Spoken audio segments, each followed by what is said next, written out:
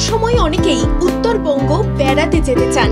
বিশেষ করে দার্জিলিং এর মতো শৈল শহরের প্রতি মানুষের বাড়তি আকর্ষণ রয়েছে। তাই যারা কংক্রিটের শহরে থাকতে চান না, তারা হাওয়া বদল করতে পাহাড়ের টানে ছুটে যান। সেই সব মহিলা যাত্রীদের কথা মাথায় রেখে এবার মহিলাদের জন্য লেডিস স্পেশাল বাস চালু করার সিদ্ধান্ত নিল উত্তরবঙ্গ রাষ্ট্রীয় পরিবহন নিগম।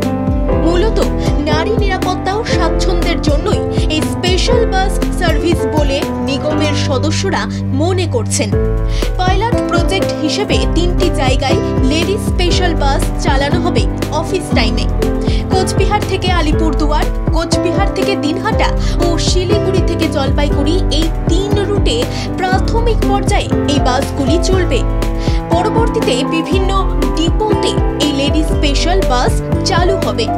এই পুজোর আগে লেডিস স্পেশাল বাস সার্ভিস চালু করতে চলেছি। আমরা পাইলট প্রজেক্ট হিসেবে 3টি জায়গায় জলপাইগুড়ি শিলিগুড়ির মধ্যে লেডিস স্পেশাল চলবে অফিস টাইমে এবং ফেরার সময় অফিস টাইমটাকে আমরা ধরব, এবং কোচবিহার আলিপুরদুয়ার এবং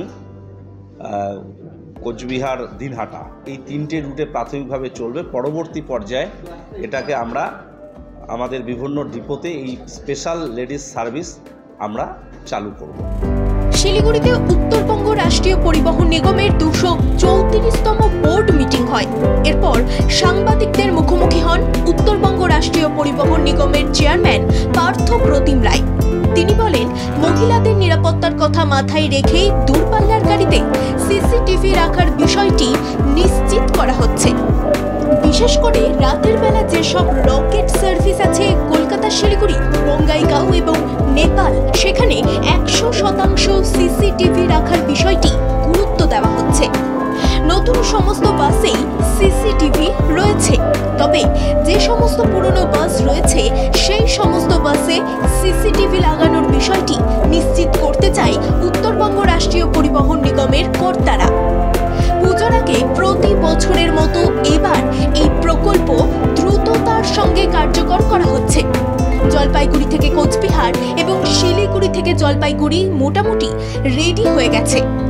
অদূর ভবিষ্যতে ভুটান এবং বাংলাদেশের সঙ্গে যোগাযোগ চেষ্টা করা হবে বলেও পার্থ প্রতিম রায় জানান।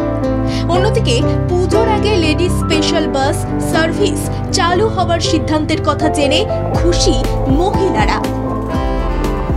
শিলিগুড়ি থেকে বিশ্বজিৎ সরকারের রিপোর্ট, বাংলা জাগো।